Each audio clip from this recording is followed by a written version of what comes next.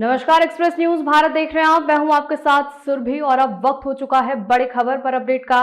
देखिए, इस वक्त की बड़ी खबर जो आ रही है वो महाराष्ट्र से सामने आ रही है, जहां सपा नेता अबू आजमी बुरी तरह से चौतरफा घिरते हुए नजर आ रहे हैं। जहां उन्होंने औरंगजेब को लेकर एक बयान दिया था, जिसको लेकर वो हर तरफ से घिरते हुए नजर आ रहे हैं। जहां उन्होंने औरंगजेब को एक महान शासक बताया था। देखिए, औरंगजेब के बारे में हर कोई जानता है, इतिहासकार भी जानते हैं और आप लोग भी जानते होंगे आखिर औरंगजेब ने किस तरह का क्रूर शासक था।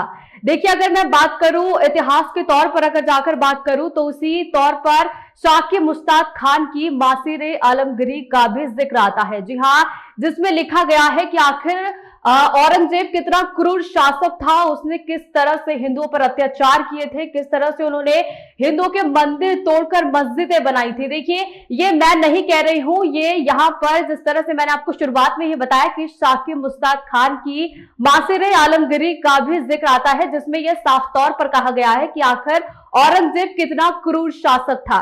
देखिए, अबू आजमी की बात की जाए तो उन्होंने ये कहा है अपने बयान में कि आखिर किस तरह से उन्होंने ये कहा कि औरंगजेब एक महान शासक था, उन्होंने कुछ गलत नहीं किया, उन्होंने हिंदुओं पर कोई क्रूर शासन नहीं किया, उन्होंने कोई मंदिर मस्जिद नहीं तोड़ी है। जिस तरह से वो अपने ही बयान में घिरते हुए नजर आ रहे हैं। देखिए, बयान जिस तरह से वायरल हुआ, जिस तरह से उनकी हर तरफ से उनके हर नेता, अगर हम बात करें कि कांग्रेस की तरफ से, तो कांग्रेस के भी कई नेता उनके पक्ष में आ चुके हैं।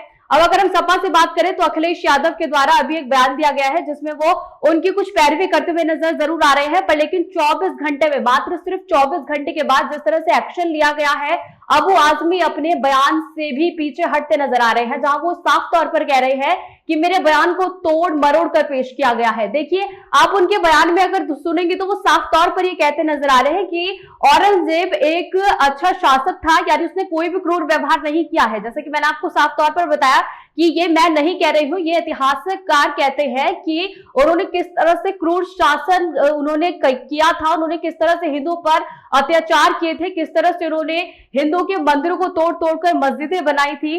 जिस किताब की अभी मैं बात कर रही हूँ कि शाकिर मुश्ताक खान की जो मासीरे आलमगीरी की, उसमें भी ये कहा गया है कि आखिर उन्होंने किस तरह से वहां पर मंदिरों को तोड़ तोड़कर मस्जिदें बनाई थी, किस तरह से उन्होंने जजिया कानून लाया था, किस तरह से उन्होंने हिंदुओं पर क्रूर अत्याचार किए थे। और जिस तरह से अगर हम बात करें कि गुरु तेग बहादुर की, उन्होंने किस तरह से उन पर, किस तरह से उन्हें मौत के घाट उतार दिया था, कितने क्रूर तरीके से उनकी हत्या की गई थी। और अगर हम इसको भी पीछे हटकर देखें तो ये भी कहा जाता है कि उन्होंने अपने पिता, अपने भाई को भी बंधक बनाकर रखा था, उन पर भी कई क्रूर तरह से व्यवहार किया था। देखिए, ये तो इतिहासकार कहते हैं, पर लेकिन जिस तरह से अबू आजमी के द्वारा ये बयान दिया गया है वो कहीं ना कहीं बहुत ही विचलित करने वाला है, क्योंकि औरंगजेब एक ऐसा शासक था कि जिसने इतनी क्रूर व्यवहार किए हैं। हिंदुओं पर बात की जाए या फिर गुरु तेग बहादुर की बात की जाए या फिर और भी कई ऐसे महाराजा थे जिन पर उन्होंने किस तरह से क्रूर व्यवहार किया था, ये कहीं ना कहीं विचलित करने वाला है। इससे पहले हम इस पर खास चर्चा भी करेंगे, उससे पहले आप सुनिए कि आखिर किस तरह से मात्र 24 घंटे के कुछ ही समय में ही वो अपने बयान से पलटते हुए नजर आ रहे हैं। आखिर अबू आजमी क्या कुछ कहना चाह रहे हैं कि उन्होंने अपने बयान को किस तरह से, उनके बयान को तोड़ मरोड़ कर पेश किया गया है, आप भी सुनिए आखिर क्या कहते हैं अबू आजमी। मार्च जब असेंबली खत्म हुई, जब मैं बाहर निकला तो टीवी वालों ने मुझसे कहा कि आसाम के मुख्यमंत्री ने राहुल गांधी को औरंगजेब की तरह पेश किया है कि उनकी छवि उस तरह की। देखिए, मैं जब उन्होंने औरंगजेब की बात किया तो मैंने पहले पढ़ा है कि सतीश चंद्र जी को, अद्री टुस्के को, डॉक्टर राजीव दीक्षित, डॉक्टर राम पुनियानी, अवध ओझा, मीना भार्गवा, इनकी स्टेटमेंट में मैंने कुछ बोला है, जो तारीफें की है उनकी, कि मंदिरों को उन्होंने पैसे दिए, उन्होंने क्या, इन सब लोगों के स्टेटमेंट में है। इस पे मैंने औरंगजेब रहमतुल्लाह अलैह के बारे में बोला, लेकिन इस बात को इतना बढ़ा दिया गया कि जैसे लगता है कि एक तूफान आ गया। मैंने किसी का अपमान नहीं किया, छत्रपति शिवाजी महाराज हो, छत्रपति संभाजी महाराज हो, डॉक्टर भीमराव अम्बेडकर हो, महात्मा ज्योतिबा फुले हो, राजश्री साहू महाराज हो, इन जैसे तमाम महान पुरुषों का हम आदर करते हैं और हमें आदर करना, पूरे देश को आदर करना चाहिए। हम आदर करते हैं, इन्होंने सारे समाज के लिए, सारे धर्म के लोगों को बराबर का दर्जा दिया था। मैंने इन हिस्टोरियन की लिखी हुई किताब, इनके स्टेटमेंट के ऊपर मैंने जो औरंगजेब की तारीफ किया, मैंने कभी अपने किसी महापुरुष या संभाजी महाराज हो, छत्रपति शिवाजी महाराज हो, उनके बारे में कोई एक लफ्ज गलत नहीं बोला है। लेकिन अगर इन चीजों से किसी को वो लगता है कि इसको तोड़ मरोड़ के पेश करके किसी को लगता है कि मैंने गलत बोला है, तो भाई मैं अपने पूरे स्टेटमेंट को वापस लेता हूँ। असेंबली चलना चाहिए, असेंबली में बहुत सारे काम है। इन इशू पर असेंबली रोकी जाए, मैं समझता हूँ ये महाराष्ट्र की जनता का बहुत सारा काम रुकेगा। अब इस खबर पर ज्यादा जानकारी के साथ हमारे साथ जुड़ चुके हैं सीनियर एडिटर मुकेश मानव जी। बहुत बहुत स्वागत है सर, सबसे पहले तो आपका। धन्यवाद। देखिए सर, जिस तरह से ये खबर सामने आ रही है कि अबू आजमी के द्वारा किस तरह से औरंगजेब को लेकर बयान दिया गया है, आखिर किस तरह से एक खलनायक को नायक बनाने पर तुले हैं, आप इसको किस तरह से देख रहे हैं? देखिए, समाजवादी पार्टी ये आज पहला ऐसा चांस नहीं है। हमेशा जब भी कोई इस तरीके की बात आती है तो एक नए मुद्दे को या नई भाषा का प्रयोग करते हुए उसको तूल दे दिया जाता है। लेकिन समाजवादी पार्टी हमेशा आरोप लगाती है कि समाजवादी पार्टी को ये लोग डेमोलाइज कर रहे हैं, समाजवादी पार्टी को ये लोग कमजोर करने की बात कर रहे हैं। अब्बू आजमी की बात करें तो हमेशा आपने उनके बयान, जितने भी आप बयान सुनेंगे तो वो हमेशा विवादित बयान नहीं रहे हैं और हमेशा विवादों में घिरे रहने वाले नेता कहे जाते हैं। महाराष्ट्र में उनकी जो अपनी पहचान है वो उसी के लिए जानी भी जाती है। औरंगजेब की अगर मैं बात करूं तो औरंगजेब का जो नाम उन्होंने लेकर के चर्चा की, हालांकि वो अब पूरी तरीके से फंस चुके हैं क्योंकि विधानसभा सत्र चल रहा है, वहां पूरी तरीके से हंगामा हो गया है, इनको निलंबित करने की बात भी चल रही है। तो उसी को लेकर के उन्होंने चूंकि जब फंस गए हैं तो फिर वो अपना बयान को पलटते हुए नजर आ रहे हैं। देखिए, अगर मैं बात करूं कि औरंगजेब फैन क्लब की अगर मैं बात करूं तो इसमें अबू आजमी आ जाते हैं, कांग्रेस से इमरान मसूद आ जाते हैं और ओवैसी भी आ जाते हैं। आखिर आप इसको किस तरह से देखते हैं कि आखिर क्यों राजनीति में औरंगजेब जैसे क्रूर शासक को ये अपने फैन क्लब इनका ये शामिल हुआ है, जिसमें ये उसकी तारीफ करते ही नहीं थकते हैं। जिस एक तरफ ये कह रहे हैं कि वो बहुत अच्छा व्यक्ति था, उन्होंने इस तरह से नहीं किया है, हालांकि अगर हम इतिहास को उठाकर देखें तो उनके क्रूर शासन की पूरी गाथाएं लिखी हुई हैं। तो आखिर क्यों इनका एक औरंगजेब को लेकर एक फैन क्लब बन चुका है?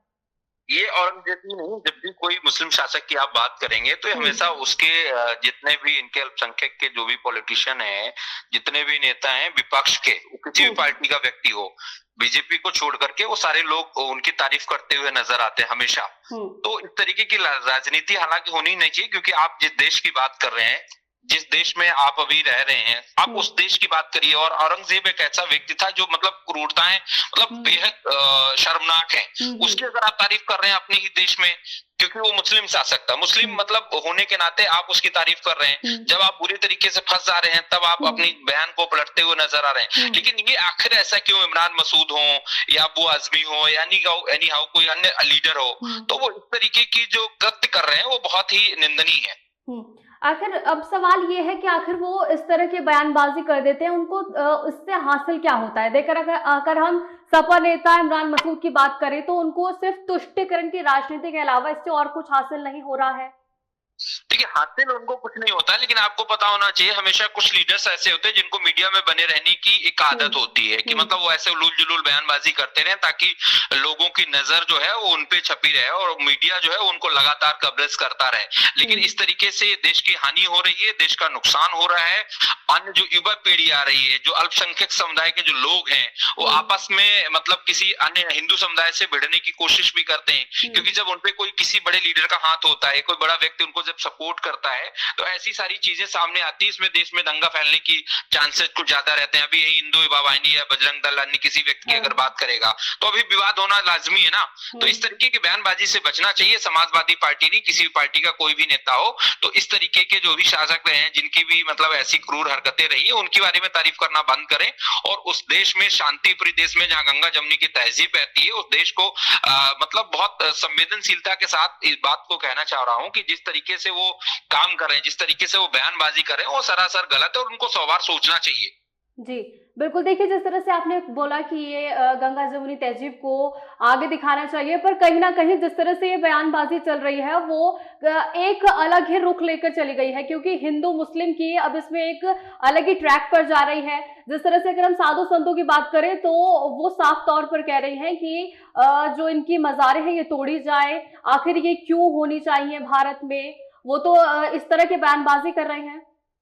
हाँ बिल्कुल, क्योंकि वो बयानबाजी कर रहे हैं, मैंने अभी आपको बताया ना, तो उसी पे उन्होंने उप मुख्यमंत्री हैं शिंदे साहब, उन्होंने उसको आड़े हाथ भी लिया है कि देशद्रोही का मुकदमा इन पे लगाना चाहिए। अब्बू आजमी जो है वो देशद्रोही है, विधानसभा में बैठने के लायक नहीं, इनका कोई अधिकार नहीं है, सेना प्रमुख, मतलब बहुत सारी ऐसी चीजें हैं जो इनको अब उसका खामियाजा भुगतना पड़ेगा। जिस तरीके से अभी जैसे इन्होंने बयान दिया कि मस्जिदें तोड़ी जाए, तो उसमें विवाद होना लाजमी है ना, तो इन सब चीजों को बचना चाहिए। भाई जिस देश में आप रह रहे हो, जिस देश का आप खा रहे हो, जिस देश में जिस संविधान के तहत आप विधायक बने हैं, एक मतलब ठीक ठाक पार्टी है समाजवादी पार्टी का, भले ही वहां पे बहुत ज्यादा उनका बोलबाला नहीं है, उत्तर प्रदेश में कई बार उनकी सरकार रही है, तो इन सब चीजों से उनको बचना चाहिए और इसका खामियाजा समाजवादी पार्टी को भुगतना पड़ेगा। जी, देखिए आप इनके बयान को इसी तरफ से देख लीजिए। अगर मैं बात करूं कि जैसे कि जगत गुरु आचार्य जी हैं, उनके द्वारा एक बयान दिया गया है कि अबू आजमी की जबान काट कर ले आइए, हम आपको 25 करोड़ रुपए दे देंगे। अब आप इसी से देख लीजिए कि मतलब उनके एक बयान से किस तरफ उनका एक बयान जो है वो किस तरफ जा रहा है। मतलब अब ये हिंदू मुस्लिम को मुस्लिम की एक जो रेखा है वो भी पार करता जा रहा है। वो एक तरफ ये कह रहे हैं कि आप इनकी जबान काट कर लाइए, हम आपको 25 करोड़ रुपए देने के लिए भी तैयार है। बिल्कुल, अभी हमने आपको बताया कि देश में गंगा जमुनी की तहजीब में देश में रहते हैं लोग, वहीं पर विवाद खड़ा हो जाएगा। अभी कोई दूसरा संगठन आकर के कोई और बात कहेगा तो इससे विवाद बढ़ेगा, विवाद खत्म नहीं होगा। फिर मुस्लिम समुदाय के लोग अपनी चाकू छुरी, अभी रमजान का महीना चल रहा है, तो मैं नहीं चाहता हूँ किसी भी प्रकार की, इन लोगों को बहुत बात सोचना चाहिए, विचार करना चाहिए। कोई भी बयानबाजी करने से पहले, तो वो चाहे समाजवादी पार्टी के नेता हो, चाहे बीजेपी को या कोई धर्म गुरु हो, तो इस तरीके की बयानबाजी किसी भी व्यक्ति को नहीं करनी चाहिए। तो इस तरीके से देश में दंगा भड़काने वाली बात है, देश को नुकसान पहुंचाने वाली बात है। तो इस तरीके के बयानबाजी से सभी पार्टी के सभी लीडर्स को बचना चाहिए। उस तरीके का कृत्य भविष्य में ऐसा ना हो, इसके लिए कठोर कार्रवाई भी अबू आजमी के खिलाफ होनी चाहिए। बिल्कुल, देखिए जिस तरह से अभी मैं अबू आजमी की बात कर रही हूँ, उन्हें महाराष्ट्र विधानसभा से भी निष्कासित कर दिया गया है। अब वो बजट सत्र में भी शामिल नहीं हो सकते हैं। उस पर भी अभी हाल ही में अखिलेश यादव का भी बयान सामने आ रहा है, जिस पर वो मतलब अबू आजमी की ही तारीफ करते नजर आ रहे हैं। उनका मानना यह है कि उन्हें निष्कासित करना गलत है।